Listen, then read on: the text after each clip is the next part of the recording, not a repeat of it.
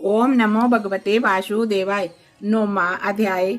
जो पढ़े सुनेगा इसे वह होगा भव से पार। श्री हरि कृपा से लिख रहा 9वां अध्याय का सार।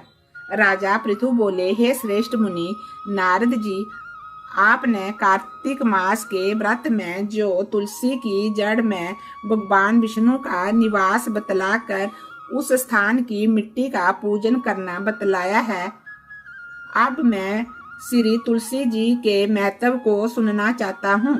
तुलसी कहाँ और कैसे उत्पन्न हुई, ये बतलाने की कृपा करें। नारद जी ने कहा, हे राजन, आप सावधान होकर के तुलसी जी की महत्ता तथा उनके जन्म का प्राचीन इतिहास सुनिए। एक समय जब देवगुरु बृहस्पति और देवराज इंद्र कैलाश पर्वत पर शंकर जी का दर्शन करने गए तो भगवान शंकर ने अपने भक्त की परीक्षा ली। उन जटाधारी दिगंबर ने उनके मार्ग में अवरोध डाला।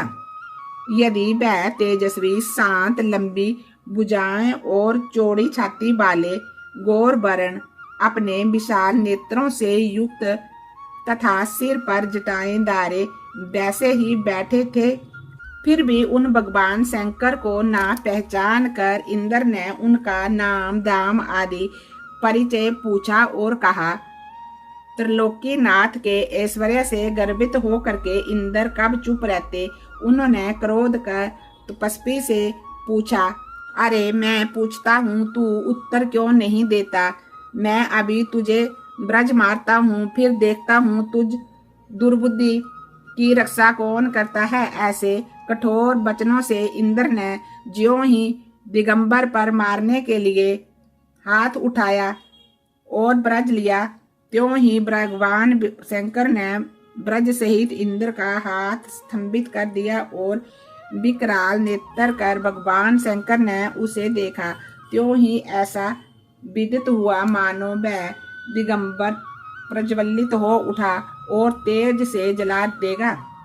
भुजाएं स्तंभित होने से इंद्र के क्रोध और दुख का अंत ना रहा, परंतु ज्यों ही बृहस्पति जी ने उस पुरुष को प्रज्वलित देखा, त्यों ही अपनी बुद्धि से उनको शंकर भगवान जानकर प्रणाम किया और दंडवत कर बहुत सी स्तुति भी की।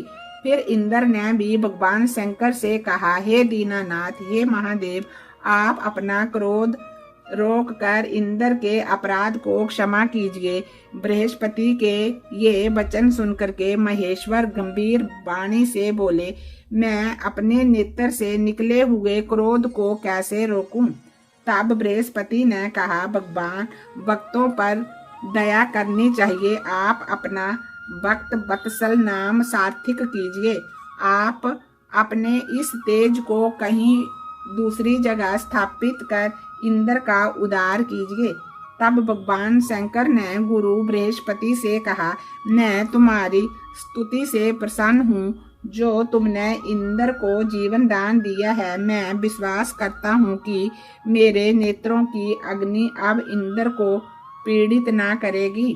बृहस्पति से ऐसा कह करके भगवान शंकर ने अपने माथे से निकाले हुए अग्निमय तेज को अपने हाथ में ले करके क्षीर सागर में डाल दिया।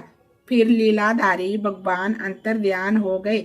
इस प्रकार जिसको जो जानने की इच्छा थी उसे जानकर इंद्र और बृहस्पति अपने स्थान को चल दिए। ओम नमो भगवते वासुदेवाय। ओम नमो भगवते वासुदेवाय।